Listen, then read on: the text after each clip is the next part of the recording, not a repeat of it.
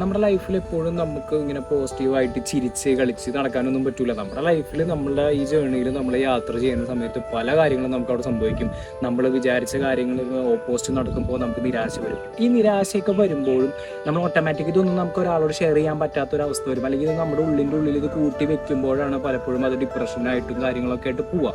അപ്പോൾ നമ്മൾ മാക്സിമം നമുക്ക് ഓരോ അൺപെയ്ഡ് തെറാപ്പിസ്റ്റുകളെ നമ്മൾ സമ്പാദിച്ചു വെക്കാൻ നോക്കണം. കാരണം നമ്മുടെ ഈ ഒരു കാലഘട്ടത്തിൽ നമുക്ക് അങ്ങനെ ഒരാൾ നമ്മുടെ എന്ത് കാര്യവും നമുക്ക് ലിസൺ ചെയ്യുന്ന ഒരാൾ നമ്മുടെ ലൈഫിൽ ഉണ്ടെന്നുണ്ടെങ്കിൽ അതാണ് ഞാൻ വിശ്വസിക്കുന്ന ഏറ്റവും വലിയ നമ്മുടെ ലൈഫിലെ സമ്പാദ്യം എന്ന് പറയുന്നത്. ലൈഫിൻ്റെ ഓരോ അടുത്ത സ്റ്റേജിലോട്ട് പോകുന്തോറും നമ്മുടെ ലൈഫും ടഫായിക്കൊണ്ടിരിക്കും, നമ്മുടെ ജേണിയും ടഫായിക്കൊണ്ടിരിക്കും. പക്ഷെ നമ്മുടെ ആ ജേണിയിൽ നമുക്ക് നമ്മുടെ എല്ലാ കാര്യവും അല്ലെങ്കിൽ നമ്മുടെ ഒരു ദിവസം നമ്മുടെ ഒരു ഡേ ഷെയർ ചെയ്യാൻ പറ്റിയ അല്ലെങ്കിൽ നമ്മുടെ ലൈഫിൽ ഏറ്റവും കൂടുതൽ നമ്മൾ സ്ട്രഗിൾ ചെയ്യുന്ന ഒരു കാര്യം നമുക്ക് ഒരാളോട് ഷെയർ ചെയ്യാൻ പറ്റുന്നത് ഏറ്റവും വലിയ കാര്യം. അങ്ങനെ ഒരാളുണ്ടാവുമെന്ന് പറഞ്ഞാൽ ഏറ്റവും വലിയ സമ്പാദ്യമായിട്ട് കണക്കാക്കുക. കാരണം ഈ വലിയ സാമ്പത്തിക